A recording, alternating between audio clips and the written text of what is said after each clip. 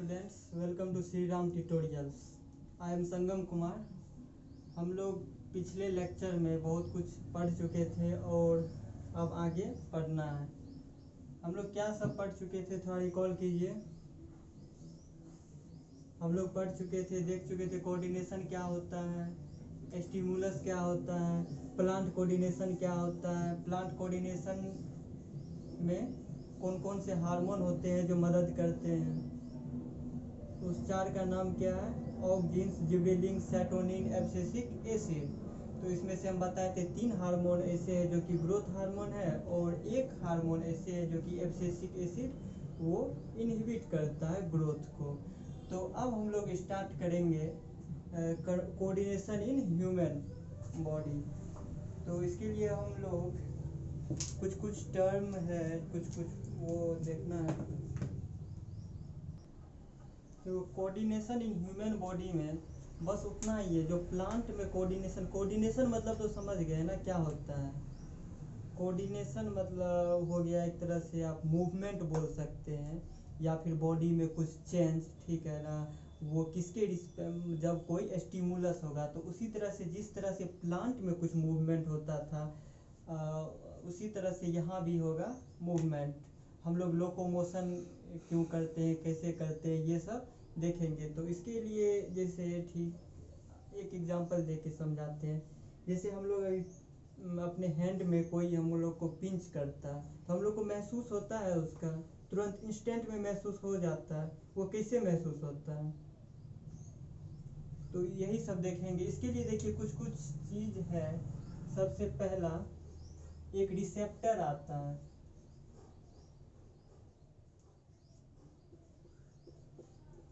Receptor और फिर nerves. देखिए रिसेप्टर करता क्या है, वो जो भी स्टिमुलस, जैसे हॉट वाटर है, ठीक है, हॉट वाटर को आप टच किए तो वहाँ पे स्टिमुलस क्या हो गया, वो हॉट वाटर हो गया. और हम जो टच किए तो हमारा रिसेप्टर वो कहाँ से रिसेप्ट हुआ है, हमारे स्किन से हुआ है. तो यहाँ पे स्किन क्या हो जाएगा, रिसेप्टर हो जाएगा स्किन. अब यह स्किन जो है इस मैसेज को, जो वो हॉट वाटर हम टच करते हैं और अपना हाथ पीछे कर लेते हैं. पीछे क्यों कर लेते हैं, हम लोग को महसूस होता है जो काफ़ी गर्म है तो इसीलिए हम लोग हाथ पीछे कर लेते हैं. तो वह इस मैसेज को रिसेप्टर के थ्रू ब्रेन में पहुंचाता है. कौन?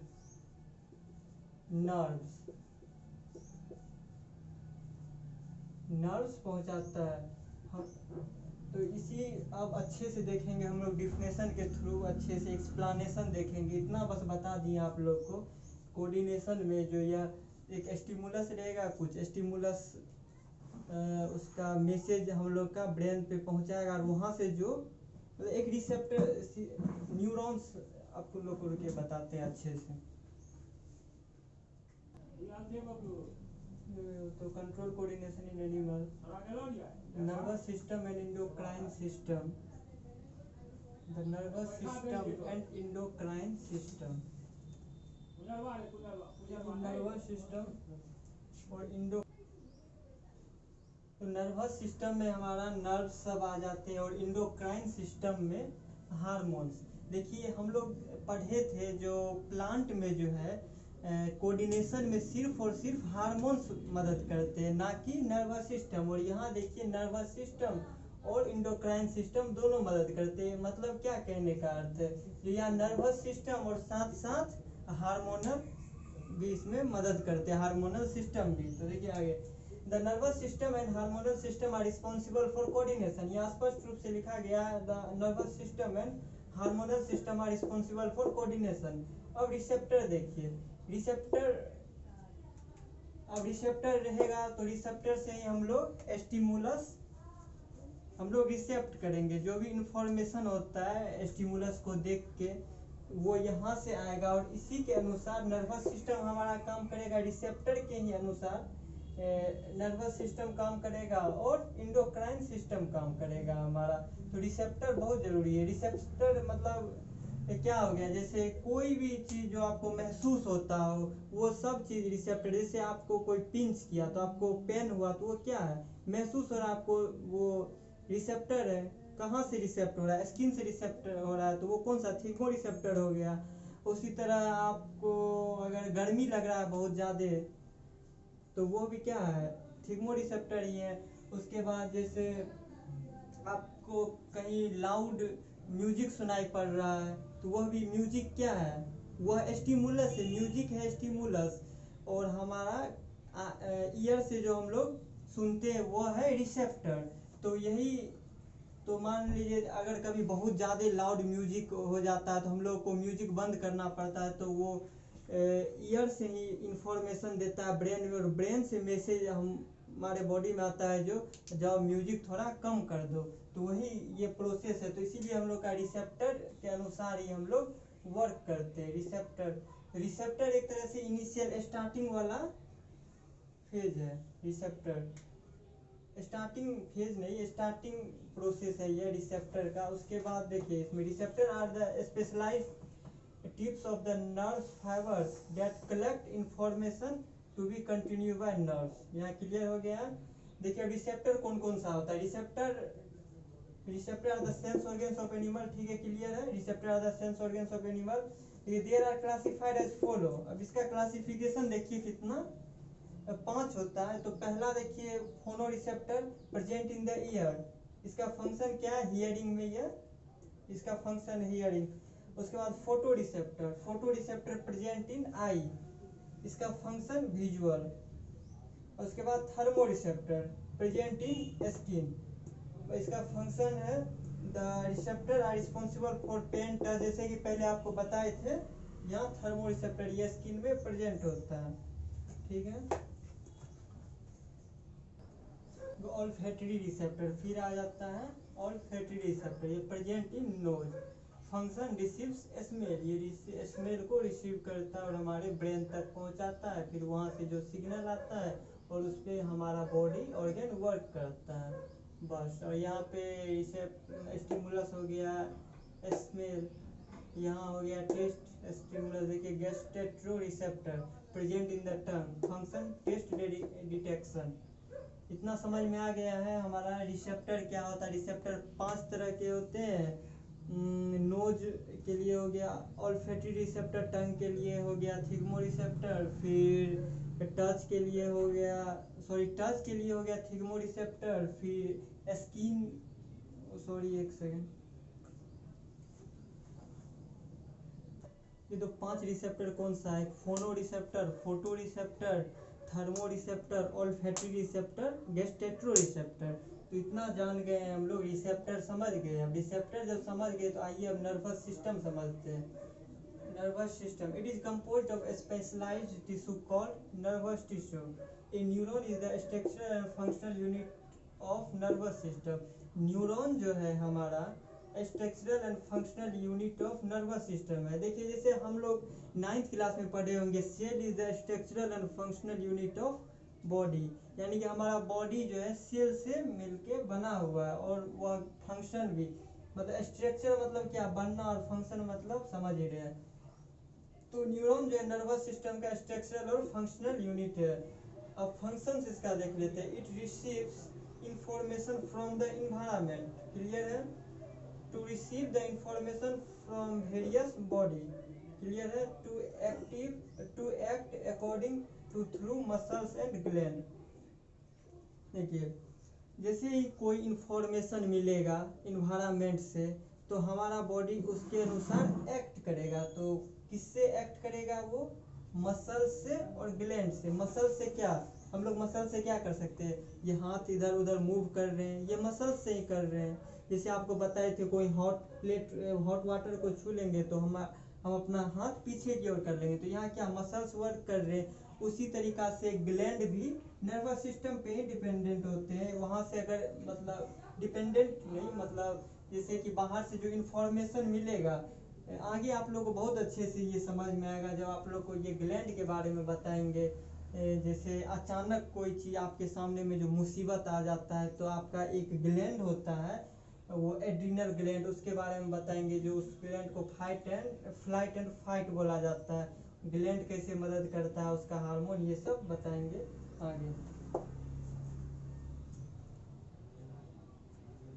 तो देखिए अब इतना सब कुछ क्लियर है। अब ये जो न्यूरॉन का जो बात बताए हैं, neuron is the structural and functional unit of nervous system, आइए इसको समझते हैं। ये न्यूरॉन कैसा दिखता है और क्या इसका वर्क है।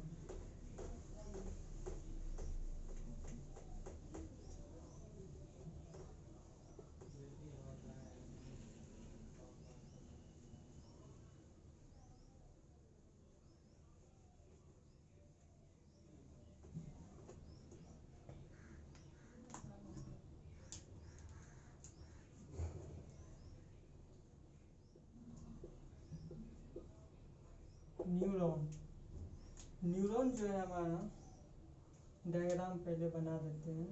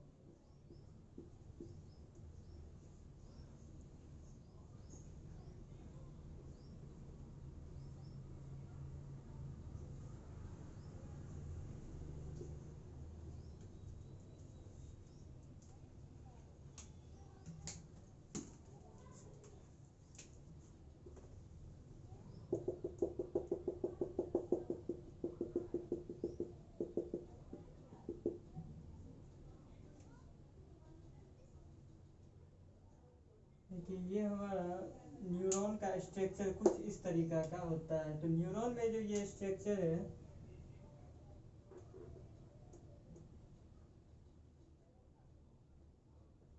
इस स्ट्रक्चर को हम लोग बोलते हैं डेंड्राइट्स। और ये हो गया सेल बॉडी, ये हो गया एक्सॉन, और यह हो जाता है एक्सोनल इंड। यही है न्यूरॉन, जो इसी को हम लोग बोले हैं structural and functional unit of nervous system. तो देखिए इसमें हम लोग जान गए ये स्ट्रक्चर होता है हमारा डेंड्राइट्स का, ये बीच वाला हो जाता है सेल बॉडी, और यह एक्सॉन हो जाता है टेल वाला। तो इस पे एक मैलिन शीथ होता है, मैलिन शीथ, जो कि स्वान सेल से बना हुआ होता है।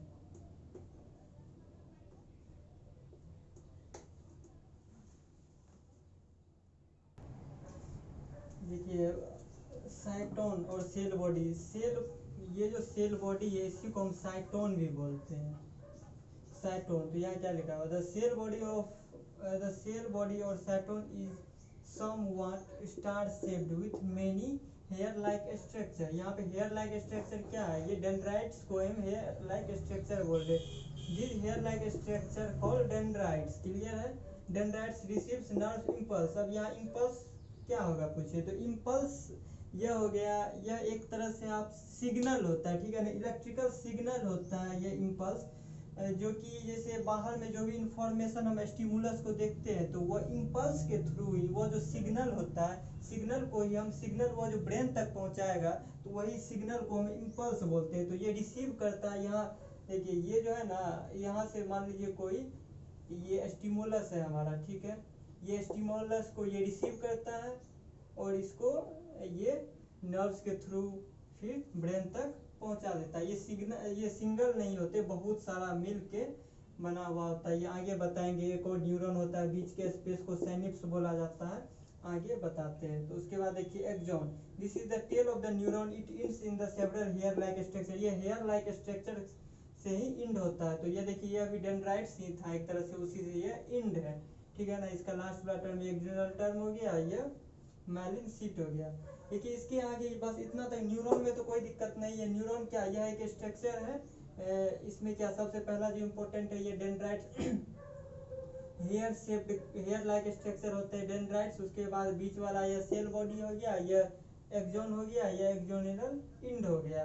तो यहाँ तक कोई दिक्कत नहीं होना चाहिए। उसके बाद देखिए अब हम लोग देखते हैं न्यूरॉन कितने टाइप्स के होते हैं। सॉरी इससे पहले देख लेते हैं साइनिप्स क्या होता है। डायग्राम मिटाना नहीं चाहिए था, कोई बात नहीं, फिर से बना देते हैं।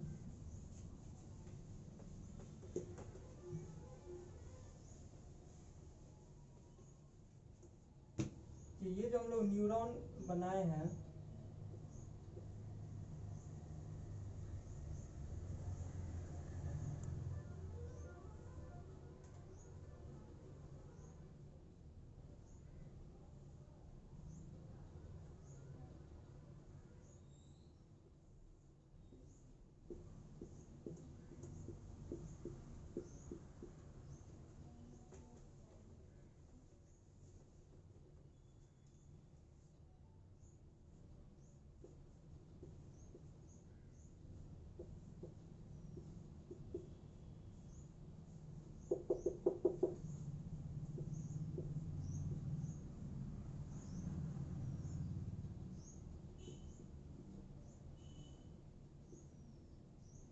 ये न्यूरॉन एक है सिंगल न्यूरॉन। तो यहाँ से देखिए कोई भी स्टिमुलस अगर ये सेंस रिसीव करेगा उसके इम्पल्स को, तो ये सबसे पहले क्या डेंड्राइट्स के थ्रू कहाँ जाएगा, सेल बॉडी में जाएगा। फिर सेल बॉडी से कहाँ जाएगा, एक्सोन में जाएगा। फिर एक्सोन से कहाँ जाएगा, एक्सोनल इंड में जाएगा। यहाँ मेन एक इम्पोर्टेंट चीज़ है, एक्सोनल इंड में जो जाएगा और ये इसके बाद फिर एक न्यूरॉन होगा। फिर जो एक न्यूरॉन होगा तो उसका भी डेंड्राइट्स होगा। यहाँ बना देते हैं और न्यूरॉन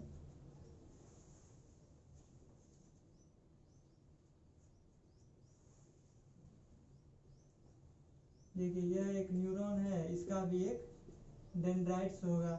अब इस दोनों के बीच में जो है एक न्यूरॉन और दूसरे न्यूरॉन के बीच में एक स्पेस होता है, जिस स्पेस को हम बोलते हैं साइनिप्स।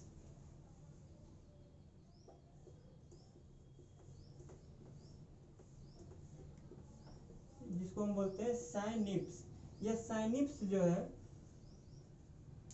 यह साइनिप्स यहाँ तक देखिए सबसे पहले सिग्नल यहाँ पहुँच गया, यहाँ से डेंड्राइट से चल जाएगा सेल बॉडी में, सेल बॉडी से फिर एक्सोन में, एक्सोन से फिर एक्सोनल इंड में।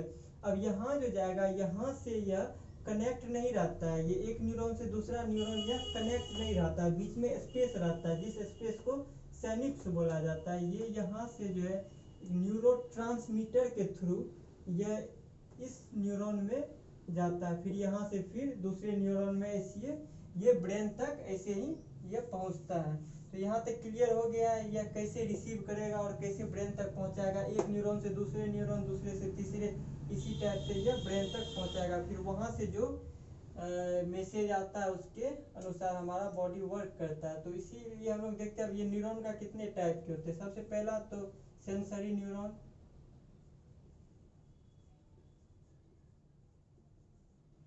सेंसरी न्यूरॉन ये क्लियर है, सेंसरी न्यूरॉन वही है जो सेंस करते हैं, जो रिसीव करते हैं स्टिमुलस को, रिसीव स्टिमुलस।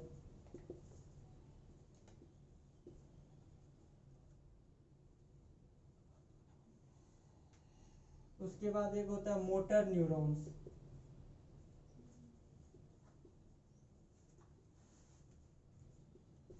ये मोटर न्यूरॉन क्या करता है, देखिए इधर से जो स्टिमुलस जो ब्रेन तक गया, सिग्नल जो इन्फॉर्मेशन जो डाटा पहुंचा, फिर ब्रेन से भी तो कुछ मैसेज आएगा तब ही ना हमारा बॉडी वर्क करेगा उसके अनुसार। तो उसके लिए भी एक न्यूरॉन है जो कि मोटर न्यूरॉन है। तो उधर ब्रेन से देखिए यहाँ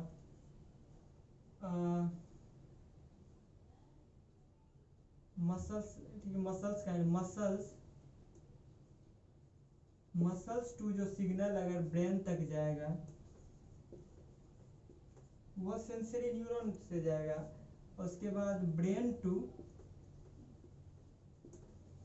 मसल्स या कोई भी जहाँ पे उसका मैसेंजर भेजना होगा उसको, वो मोटर न्यूरॉन के थ्रू जाएगा। बस। और एक न्यूरॉन होता है विसरल न्यूरॉन, जो कि इंटरनल ऑर्गन में जाता है। बस इतना क्लियर है न्यूरॉन सब के बारे में। उसके बाद देखिए हम लोग इतना आज पढ़ लिए, उसके बाद अब आगे भी उसके बाद इसका लेक्चर आएगा, उसमें हम लोग देखेंगे जो रिफ्लेक्स एक्शन क्या होता है। उसके बाद देखेंगे कंट्रोल कोऑर्डिनेशन में हार्मोन किस तरह से मदद करते हैं, ये सब चीज़ देखेंगे हम लोग। तो हम लोग इतना रिकॉल कीजिए उसका क्या सब किए पढ़े थे हम लोग। कोऑर्डिनेशन क्या होता है, कोऑर्डिनेशन में कौन कौन से हार्मोन मदद करते हैं, प्लांट के बारे में हम लोग पढ़े थे। तो यही, तो बस इतना तक आज ठीक है। इसके बाद फिर आगे पढ़ाया जाएगा। Thank you.